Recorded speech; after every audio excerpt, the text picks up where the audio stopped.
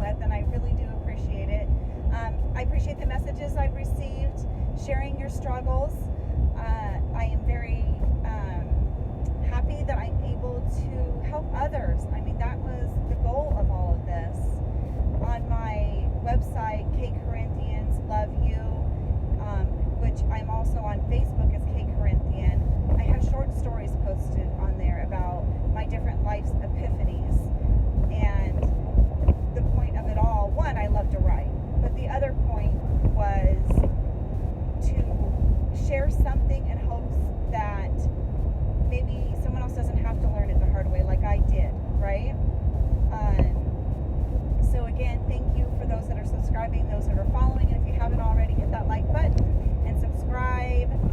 Help continue to motivate me to stay on track. So far, so good. I am on day 4 of my journey, and I've been good. I started the intermittent fasting yesterday. I got through the day. I had my black cup of coffee in the morning, and I drank water all day. And then toward the end of the day, I had my meal. And then about 10:30, I had a craving for something sweet, and I gobbled down an apple, and I'm good to go. No problems. So far, so good. Again, staying on track and choosing not to have that piece of cake. I don't know if you guys have ever had everything bunt cakes, B-U-N-D-T cakes. But if you haven't had a chance, they are phenomenal. They're amazing. We got one for my daughter just recently for her birthday, and there it was sitting on the counter when I was having that sweet craving, and the moist cake was so tempting. But I ate the apple, and I was very happy with myself. Some of the people that are messaging me are talking about, that they're having a hard time flipping that switch.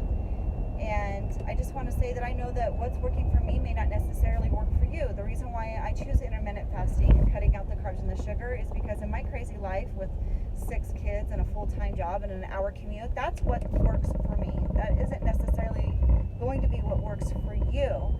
You have to find something that is basically easy for you, that is a lifestyle change that you can continue. Sure, you could be more aggressive in the beginning. You can create some goals to be more aggressive, and then remember to carry on those habits afterwards, because sugar, it's so addictive. It's a slippery slope. It's like, oh, I'll just have this one piece, and you have tacos and you have the tortilla shells, those delicious fried tortilla shells, and it's again, slippery slope. You just I'll just have one, and the next thing you know, it's one today, one tomorrow, 3 more, etc. I mean, I started thinking about like someone who might have an addiction to alcohol, right? They can't have just one. If you're an alcoholic, you can't have just one. It's addictive, right? Sugar, it's addictive. So the reality is, if you really want to quit sugar, you can't have just one. You kind of have to remember that. But with that being said, something that has worked for me before, I'm not doing it currently. I'm doing the vlogging, which is helping me, but maybe something to help those who are having a hard time making the commitment is put something in writing for yourself. Once upon a time, I created a calendar, and I had a start date of when I was starting. I gave myself like an end date. So I felt like, okay, there is an end to this. There's a goal. There's something to reach. There is an end to this. I wrote on the calendar my goals to increase my water intake to 8 glasses of water a day, to consume at least 1 cup of green tea without anything in it, no sweeteners or anything, no sugar, nothing, because it does help your body to detoxify, and to have some form of exercise, and any form of exercise. Again, I'm going to say it again and again and again. Get your heart rate up. Whatever you can do to get your heart rate up, at least 3 times a day for at least 10 minutes is definitely going to help you. If you can do more, that's fantastic. So on the calendar, again, the water, the tea, the exercise, and cutting out the sugar and carbs. And each day that I was able to meet those promises that I made myself, I would put a smiley face. If I faltered on a day, I would put a frowny face. And for me, if I got to too many frowny faces, it was a reality. kind of like a slap in the face that, okay, what I'm doing isn't working, and I need to kind of like start over, recommit to myself, and then it feels really good to see those happy faces, going across the board, and it gives you a way to have something to check into. A lot of us maybe don't have the support system to have a buddy. A buddy is great. If you can get a buddy, that's fantastic. It's really hard for me to have a buddy because my schedule is so busy, and I feel like I can't necessarily be there for another person like they would need me to be, so it's hard for me to commit to someone else, so I can't expect them to be committed to me. So that's why putting it on paper works for me. You don't have to use a calendar if you don't want to. Maybe just put some promises for yourself and put them on the fridge. One time I took little 3x5 cards and I wrote on them, sugar equals fat equals tired.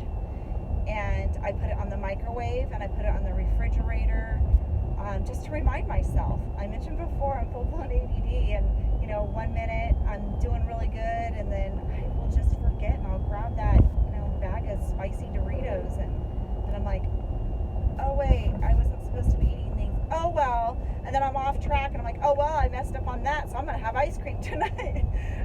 Don't be me. Don't be that me. Okay. Find different ways that are achievable for you. This morning, as a matter of fact, my sweet brother-in-law made me a cup of coffee and packed my lunch to go, and I just out of force of habit, I grabbed it and headed out the door, and when I went to go stick my cup of coffee in my door, it has a clear lid, and I saw that there was creamer in it, and I was like, oh wait, no, the creamer with the sweet sweeteners, the sugar in it. I was like, oh, I can't have this. And I was like, wait a minute, I can't have the lunch either. I'm doing intermittent fasting. What am I thinking? So I grabbed the stuff. I walked back inside. I was like, I'm so sorry. Thank you so much, but I can't have this. So I stuck the lunch back in the fridge, and I basically gave him my cup of coffee, and I got a cup of black coffee with cinnamon on it, and it was tempting. It was tempting to like throw in the towel and enjoy that delicious caramel coffee creamer. But I knew I had to be checking in with you guys. So yeah, having a buddy does help. Anything that works for you, anything that makes it easier for you, and comment below. Please share with others. What does work for you? Do you have any advice for others? There's only so much I can share. I'm only one person. The world is our oyster. And remember, you're the one that has to live with you for the rest of your life. So make wise choices for you. Love you.